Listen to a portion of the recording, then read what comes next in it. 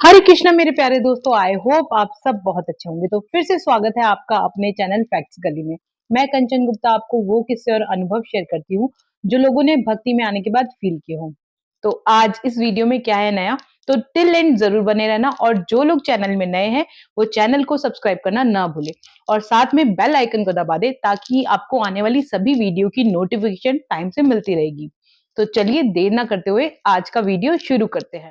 तो आज का ये जो अनुभव है, ये आप अपने आप से रिलेट करेंगे और हो सकता है बहुत सारे लोग रिलेट करें, क्योंकि ये वाली जो समस्या है ना, ये बहुत सारे लोगों के साथ हो रही है।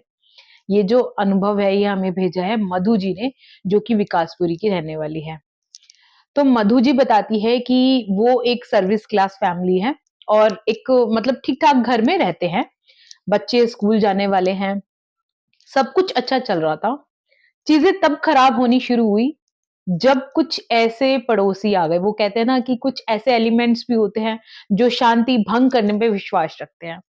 आए दिन पार्टीज करना, लेट नाइट पार्टीज करना, मस्ती करना और शोर मचाना। कभी ये नहीं सोचना कि दूसरे पर्सन की नींद खराब हो रही है कि नहीं हो रही है। तो ऐसे में बहुत सारी चीजें होने लगी थी, बहुत झगड़े भी बढ़ने लगे थे। लेकिन शुरू-शुरू में मधु जी ने बहुत प्यार से अपने पड़ोसियों को बताया कि हमारे हस्बैंड वर्किंग है और सुबह ऑफिस जाना होता है। रात की अगर नींद अच्छी नहीं मिले, तो मॉर्निंग में ऑफिस में काम करने में बड़ी सारी परेशानियाँ होती हैं और बच्चा भी स्कूल जाने वाला है। और प्रॉब्लम ये थी कि शोर इतना ज़्यादा हो जाता था रात में कि वो सो नहीं पाते थे।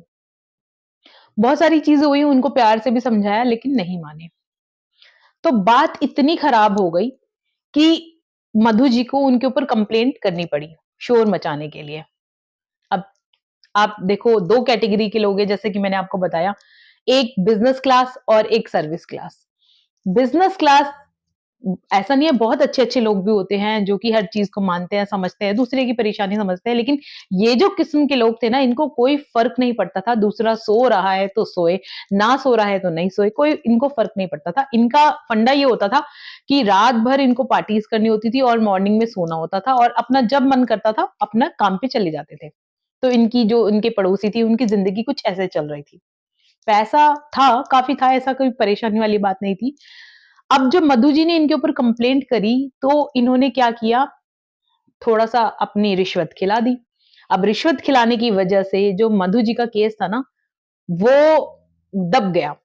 अब मधु जी रही सर्विस क्लास फैमिली, क्या कर सकती थी? 2-3 बार और कंप्लेंट करी, लेकिन कुछ नहीं बना।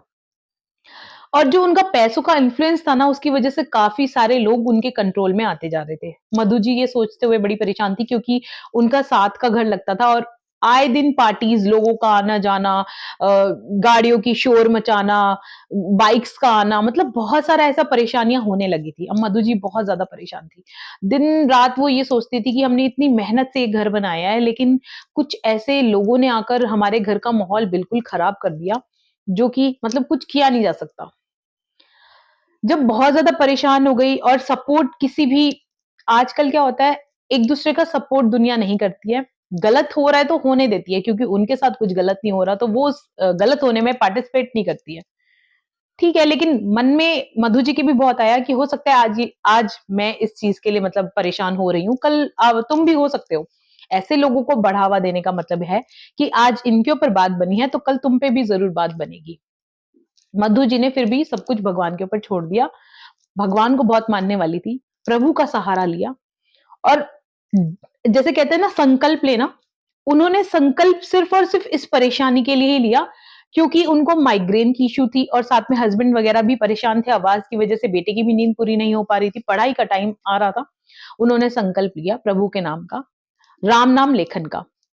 अब उन्होंने राम नाम लेखन लिखना शुरू किया और प्रभु प्रभु को पहले ही बोला कि ये राम नाम लेखन मैं सिर्फ़ और सिर्फ़ इस पर्टिकुलर प्रॉब्लम के लिए ले रही हूँ और मेरी ज़िंदगी में वो कहते हैं ना अशांति अभी इसी वजह से है कि इन्होंने ऐसा माहौल कर रखा है, इतना शोर मचा रखा है कि मेरी लाइफ़ में प्रॉब्लम आ रही है और हम आराम से रह नहीं पा रहे हैं और हम बड़े स्ट्रेस में हैं कि हम मकान बेच भी नहीं सकते हैं। अब उन्होंने लिखना शुरू किया, इस बात को हफ्ता बीता, 2 हफ्ते बीते, 15 दिन बीते, महीना बीता, कोई रिज़ल्ट नहीं। मन में एक आस थी प्रभु के लिए, खत्म भी होने लगी थी, मन में ये आने लगा था, क्या प्रभु हमारी, हम जब हेल्पलेस होते हैं हम जब हमारे साथ कुछ भी नहीं होता, कोई भी नहीं खड़ा होता, तो हम प्रभु की तरफ देखते हैं। जैसे हम पेरेंट्स की तरफ देखते हैं, तो वो भी प्रभु की तरफ देख रही थी और सोच रही थी कि प्रभु कोई चमत्कार दिखाएँगे। आस अब टूटती जा रही थी, विश्वास डगमगाने लगा था। बहुत सारी मन में चीज़ें आने लगी थी, क्या प्रभु हमारी बात नहीं सुनेंगे? क्या प्रभु सच का साथ नहीं देंगे? क्या पैसों वालों के साथ ही प्रभु खड़े हैं? या पैसों वाले की ही दुनिया है? क्या गरीब इंसान जी नहीं सकता? बहुत सारे मन में क्वेश्चन्स आ रहे थे। तब प्रभु ने अपनी लीला दिखाई। अब उनके रेगुलर एंटरटेनमेंट की वजह से जो शोर होने लगा था, वो और भी लोगों को परेशानियां होने लगी। अब उनको ये लगने लगा था कि वो कोई स्टेप ले भी चुके हैं, तो हम पैसों के बल पे जीत चुके हैं। तो अब बाकी लोगों को भी ये चीजें नोटिस में आने लगी थी, क्योंकि उनको ऐसा लगने लगा था उनके पड़ोसियों की कि हमारी पावर बढ़ चुकी है। और वो रेगुलरली शोर पे शोर, शोर पे शोर उनका बढ़ता जा रहा था। अब बाकी के लोगों ने भी कंप्लेंट करनी शुरू करी, क्योंकि उनकी लाइफ में भी ये हैम्परिंग आनी शुरू हुई, जो कि पहले जब मधु जी ने उनसे बात करी तो उन्होंने साफ मना कर दिया कि हम इस चीज में कुछ हेल्प नहीं कर पाएंगे।